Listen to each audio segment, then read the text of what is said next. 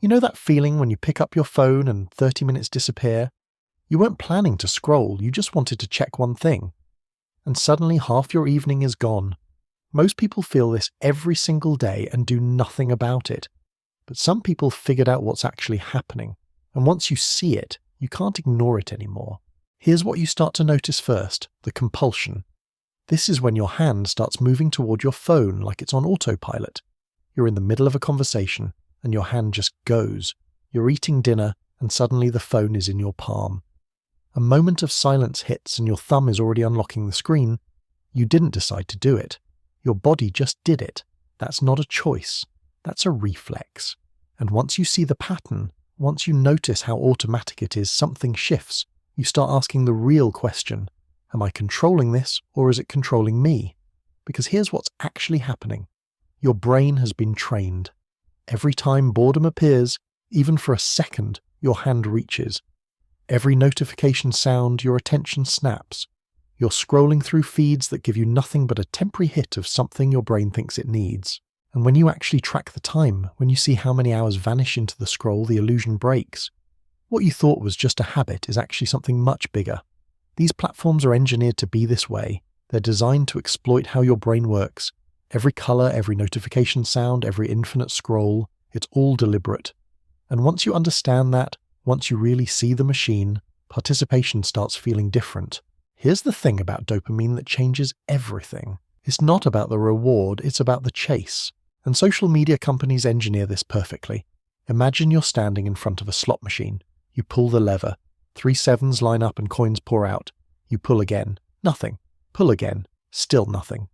But you remember those coins. You remember that rush. So you keep pulling, convinced the next one might hit. This is your brain learning patterns. Or rather, learning there is no pattern. And that's exactly what keeps you pulling. This is the same feeling you get using social media. You post something. Maybe it blows up.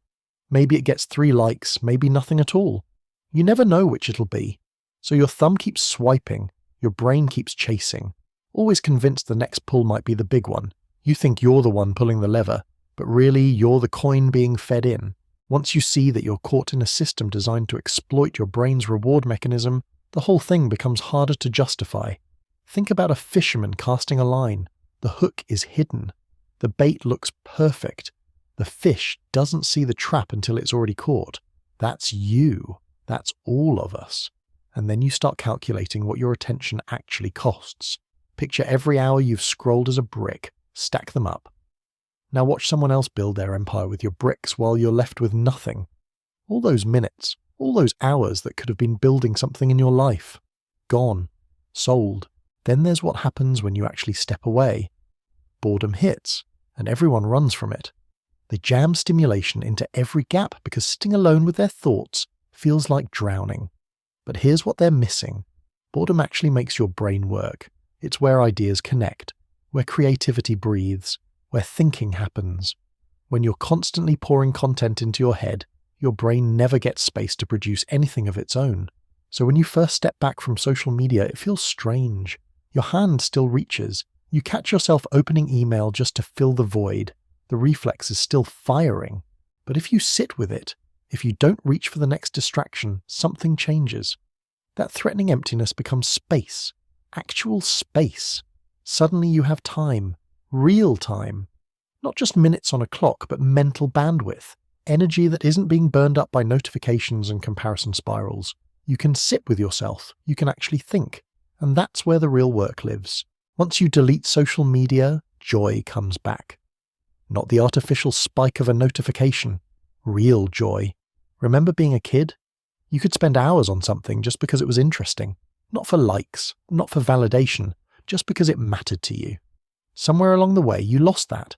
You got caught up in metrics, in performance, in what people might think. You forgot what it feels like to do something purely because you want to. So you step back from the apps. And suddenly you're taking walks again. Actually noticing things. Reading books that make you think instead of skimming summaries that make you feel informed. Having real conversations without mentally drafting captions. The world doesn't change. Your attention does. You're present. Actually present. In your own life. And everything that matters was always there. You just couldn't see it through the noise. The endless feed, the constant stimulation, it was all designed to feel important while giving you nothing. Once you clear it out, once your brain has room again, you see it for what it was. It wasn't feeding you, it was draining you. Then the productivity shift hits. When your phone isn't next to you, when there's actual friction between you and the scroll, your brain does something unexpected. It gets bored, and bored brains need projects. So you start working on things, not forcing yourself, just naturally gravitating towards something that needs doing. Suddenly you can focus, actually focus, more than 5 minutes without fracturing. You read something and remember it. You write something coherent because nothing's interrupting you every 30 seconds. Turns out the biggest thing holding you back wasn't laziness. It was being constantly interrupted. Every time you check your phone, your brain has to restart, refocus, rebuild context. That burns energy. Do it 50 times a day and you're running on empty before you even attempt real work. Remove that and productivity stops feeling like effort. It just happens because your brain finally has capacity for it. And then something unexpected happens. Picture yourself working on something that actually matters, a project, a problem, something complex. And for the first time in years, you're not fragmenting, you're diving deep. Hours pass and you're still in it, fully in it. You look up and realize you just did work that used to take you days. And it didn't feel like forcing, it felt like flow. That's when you see it, the gap between who you were with the constant interruptions and who you actually are without them. The difference is massive, and once you feel that, once you know what you're capable of when your attention is actually yours, going back stops being an option. Then something else happens. A few weeks pass, maybe a month, and you start noticing changes you didn't expect. Your sleep improves. You're not scrolling before bed, so your brain actually winds down. You wake up without immediately checking your phone, so your morning starts with your own thoughts instead of someone else's agenda. The background anxiety you'd been carrying for years starts to lift.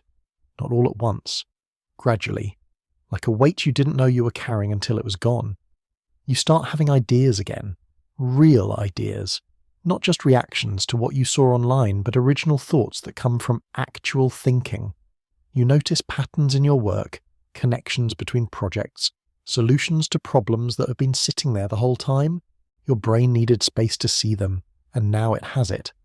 Your relationships change too.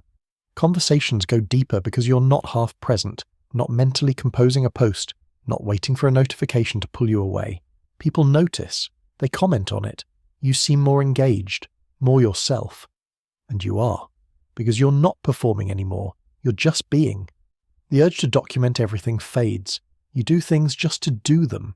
You go places without needing proof you were there.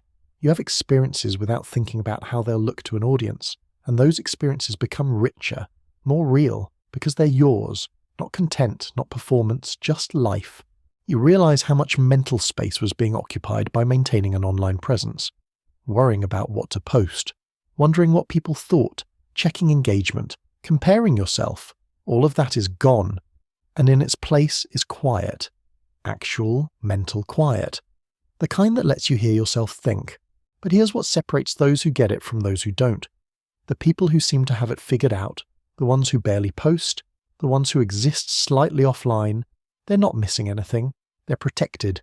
They already did the math everyone else is avoiding. They figured out that visibility isn't the same as mattering, that performing connection is just loneliness with an audience. They figured out that peace costs more than validation ever paid, and once that clicks, once you really understand it, there's no going back. You can't pretend social media is neutral anymore. You see it clearly, a system built to keep you hooked, anxious, measuring yourself against everyone. So you choose differently, not because you're scared, not because you're antisocial, because you know what your attention is worth, and you're done selling it.